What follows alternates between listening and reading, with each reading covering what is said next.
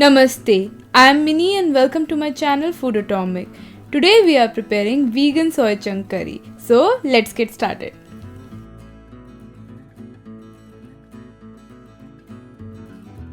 Heat water in a broad pan and once it starts to boil, add 1 tablespoon of salt.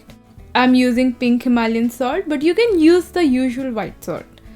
Add 200 grams of soya chunks to the water and give it a mix to make sure that the soya chunks are dipped in it. We are going to let it cook for 5 to 6 minutes over medium heat, not more than that. Cover the pan. After 5 minutes, remove the cover and check the progress of the soya chunks and switch off the heat. Transfer the soya chunks to a separate bowl. Subscribe to my channel if you like easy vegan, plant-based or Indian recipes. After cooking, make sure to wash the soya chunk properly under cold water multiple times. It will help eliminate not so good aftertaste of the soya chunks. Then squeeze the excess water out. Don't press the soya chunks too hard as they might break, so try to maintain that balance while pressing them. Now it's time to marinate them. I'm transferring them to a bigger bowl. I'm using vegan yogurt for the marination, but you can use vegan curd or even omit it and use lemon with spices instead. I have used around 120 grams or 140 ml of vegan yogurt. I have grated around 4 large cloves of garlic and 1.5 inch of ginger, but for the marination I am using 2 teaspoons, half teaspoon of red chili powder, half teaspoon of garam masala powder, 1 teaspoon of coriander powder, 1 teaspoon of cumin powder, 1 teaspoon of pink Himalayan salt. You can totally use normal salt as well. Mix well so the soya chunks are completely coated in the marinade mixture. Let this rest for a minimum of 30 minutes. Let's start with the curry preparation. Heat a pan and add 2 tablespoons of oil. Make sure the heat is low and once the oil is hot, we are adding whole spices, 1 bay leaf, half star anise, 2 cloves, 8 black peppercorns, 1 cardamom pod and half cinnamon stick. Let them cook for 2 to 3 minutes in the oil so it absorbs the essence of all the spices. You can let the whole spices be the part of the curry, but I usually remove them after this point. Now add 1 teaspoon of cumin seeds. Add 1 large finely chopped onion. Stir fry the onion and let it cook till it turns slightly golden brown. You can turn the heat to medium at this point, but stir the onion occasionally in between so it doesn't burn or stick to the pan. As you can see that the onion has turned slightly golden brown, add the remaining grated ginger garlic. You can also replace these with 1 tablespoon of ginger garlic paste. Turn the heat to low and cook for 2 minutes. Time to add the spices. Add 1/4 teaspoon of turmeric or turmeric powder, half teaspoon of red chili powder, half teaspoon of coriander powder, half teaspoon of cumin powder.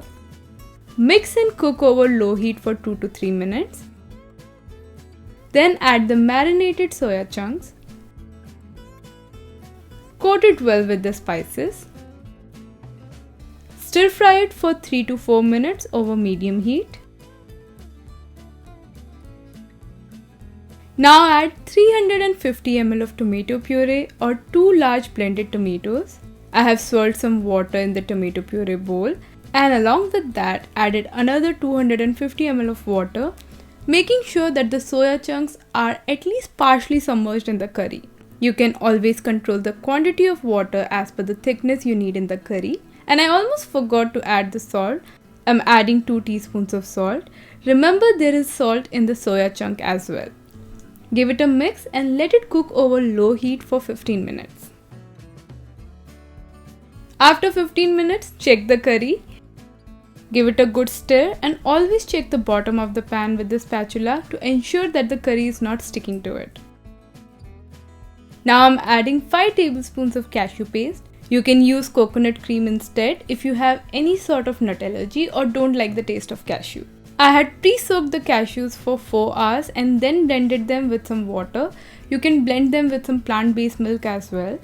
The cashew paste will give that desired creamy texture to the curry. Let it cook for another 2 to 3 minutes over low heat. Add some chopped cilantro or coriander leaves. followed by salt to balance the flavors. Give it a mix and switch off the heat. The creamy soya chunk curry is ready. I'll further dress it with some diluted cashew cream. This is such an incredible recipe, and soya chunks are high in protein and they work as a perfect vegan meat alternative.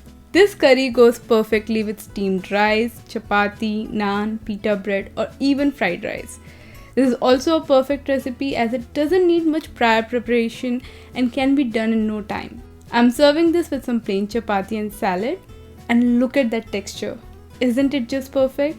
You can find the written recipe along with the list of all the equipment and ingredients in the description section of the video.